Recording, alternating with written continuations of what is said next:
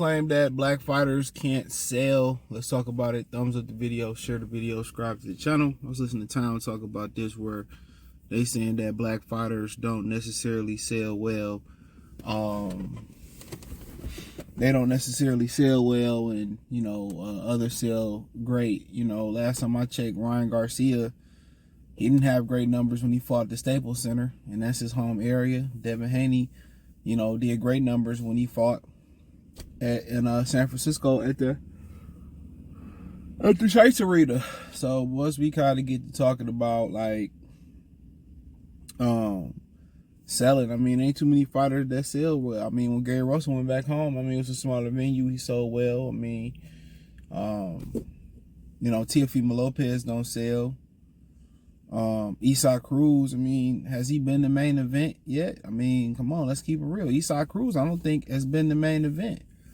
So when you start going up and down the scale, Deontay Wilder does pretty well, in Brooklyn. And we obviously fought Tyson Fury, you need a dance partner. The Charlos had their issues selling, but we know they got a lot to do with their demonstrative, personality. Just trying to go through the Rolodex in my head real quick. Adrian Broner, even though before the Don King thing, he was a good ticket puller. Errol Spence, he does solid. Terrence Crawford, he does solid. So kind of when you start kind of going through there, really when you go through the Mexican, this is Munguia, it's Canelo. That's about it for real. Once you start thinking about the guys that really pulled, Munguia, Canelo. I'm not sure how Bam Rodriguez, how he does in the lower weight classes, but kind of when you start kind of talking about certain guys, it ain't that many Hispanic fighters that's putting up great numbers. You know what I'm saying? Just in general, if the Dominicans want to consider themselves Hispanic, Puerto Ricans, obviously Mexicans, ain't none of them really pulling no numbers for real. Let's keep it all the way funky. They ain't pulling no big numbers, bro. Let's call it what it is. They not pulling no huge numbers. Really, it ain't that many top sellers in the sport of boxing. So kind of when we start getting in there talking about who can sell, who can't sell, there's more black. I'm not saying they sell more, everything, but when we start talking about there's more black fighters that can fill asses in the seats just off the top of my head than compared to Tank Davis. I forgot about him. There's more black fighters that sell more than Hispanic fighters. There's some black fighters that probably put more asses in the seats in Mexico than some of the Hispanic fighters. Once you start getting past Canelo and Munguia, really that's it. That's it. Virgil Ortiz, he ain't had the right, ability to have the right dance partner. But I could be forgetting somebody, but Rayo, I guess Rayo coming up, but he ain't really, been on that level yet for real. So, Bam Rodriguez and them guys down there, y'all don't really fuck with the smaller fighters like that. So kind of when you start talking about, man, Hispanics ain't selling like they once was. Andy Ruiz is on the undercard. Let's call it what it is. Andy Ruiz is on the undercard. So above a card. So when you start talking about the best selling fighters in boxing, Canelo, Munguia, maybe Joshua. But outside of that, really, Fury need the proper dance partner. Wilder need the proper dance partner. Crawford has consistently fought everywhere. Wherever he went, he done well in Vegas. He done well in New York. He's done well at home. You see what he do in LA, which is looking pretty well right now. So honestly, he's done well everywhere. Errol Spence does well in Texas, done some solid numbers out there in Brooklyn when he fought Lamont Peterson. So when we kind of started talking about it, that's kind of a myth. Tank Davis is right there. It's probably Canelo, Tank, and Joshua. Two of the top three guys, they look like me. You know what I'm saying? So this whole myth, Devin Haney does well. Like it or not, Shakur Stevenson can sell a bunch of tickets in Jersey. T.O. from New York or Florida, Nobody gonna be at the Miami fight. And that's like Miami. I know the people that's going to Miami to cover T.O. is just like, all right, I stay there, or shit, I get to go to Miami. I'm going for Miami. I make a couple dollars while I'm down there, make a bitch holler. Hey, bam. It's a win-win. But ain't nobody going down there to watch him bum bash. Believe it or not, it's a large part of the black media, and I'm pretty sure some other media feel that way about him, that don't fuck with Teofimo Lopez. You know what I'm saying? So, but nonetheless, he don't sell. Pitbull don't sell. You know, with Alexander's ass, that fool can't sell. You know who else we got out there? Fondora, he ain't no, he ain't box office. Diego Pacheco ain't got there yet. Benavidez fighting on Tank undercard, so he ain't really selling shit out like that. No, his pay-per-view flippity flopping like it's hot. Y'all like David, but it flippity floppity floppity like, come on. Dimitri Bivol ain't selling shit. Better be at least he's selling Canada. Where do Bivol sell at? Come on. Regis, he sold a couple tickets at the crib. He done well at the crib. Look like ass. I heard. I don't think I seen that fight. Look like ass. So when you start talking about this disclaimer that the brothers don't sell, we are. You do a top 10 list of top selling, the brothers dominate the list. That's just internet rhetoric. That's just old prehistoric talk that, the Hispanics feel you gotta have a Chavez, you gotta have a Trinidad or a De La Hoya. And that's fine. But the original Golden Boy was Sugar Ray Leonard.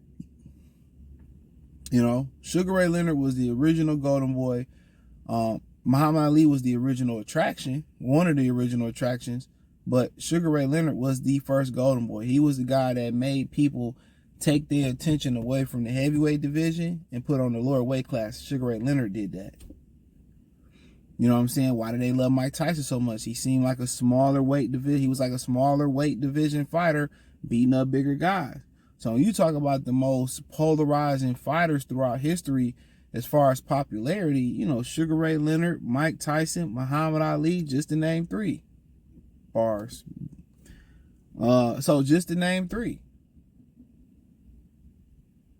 3 of the most popular fighters throughout history. Who did Canelo do his biggest pay-per-view with? Floyd Mayweather, another fighter. 4 ticket pullers right there. He trumped Oscar De La Hoya. De La Hoya was the man with the plan. So all this type of stuff, Manny Pacquiao didn't even outsell Floyd on most Saturday. On probably any of them. We've always been it in boxing, black fighters.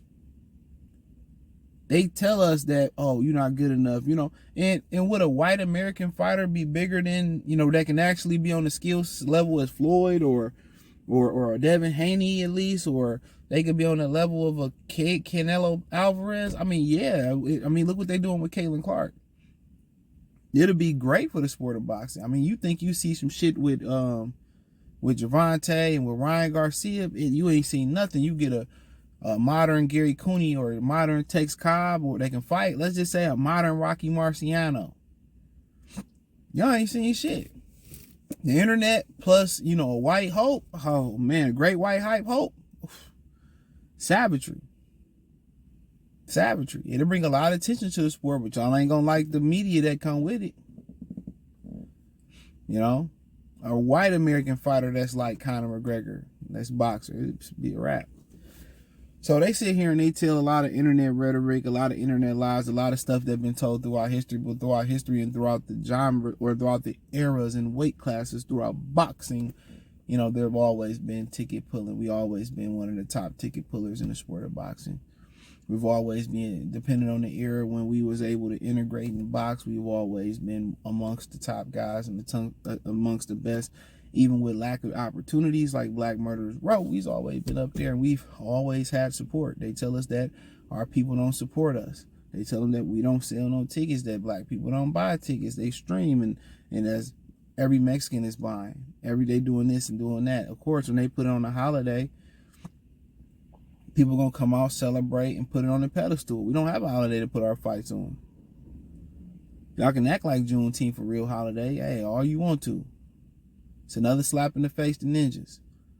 You're going to celebrate the day y'all was free, which I found out 2 years later, and then now they selling Juneteenth shirts, and guess what? I don't get the day off. You know, that'd be nice. Okay, we all, you know, by law, you pay all black people the day off of Juneteenth. They get it off. I don't get it off. It's not a holiday. I still got to go to work. I still got to make that chicken. I don't get accredited or accredited for Juneteenth, bro. Nobody care about that shit. So I hate to say it, but nobody care about that shit. You know? So, but nonetheless, man,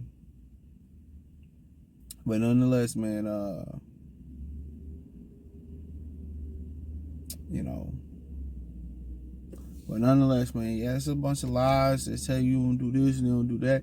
That's because they fought so hard not to market and promote fighters. They fought so hard not to market and promote fighters. That's the problem. They fought so hard to tell us we didn't tell. They fought so hard not to run commercials. Imagine if they put the effort into Terrence Crawford market-wise that they put in Lomachenko.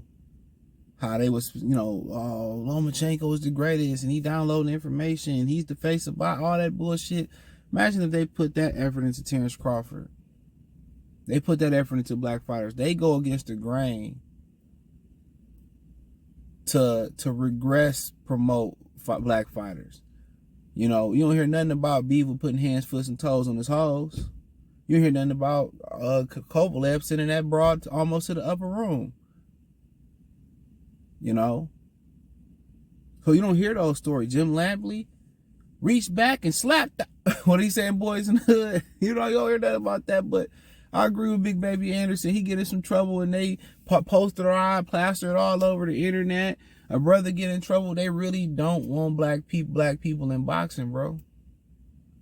Let me tell you that. They don't want y'all in boxing. You know, they really don't want us here. That's why you had these debates about hip hop, who created hip hop. Black people never did nothing. It's envy. It's envy. It's envious, bro. So, yeah, it's envy. But they can't eliminate us because where the ideas gonna come from. So that's why they don't. That's why each fighter got to be their own promoter.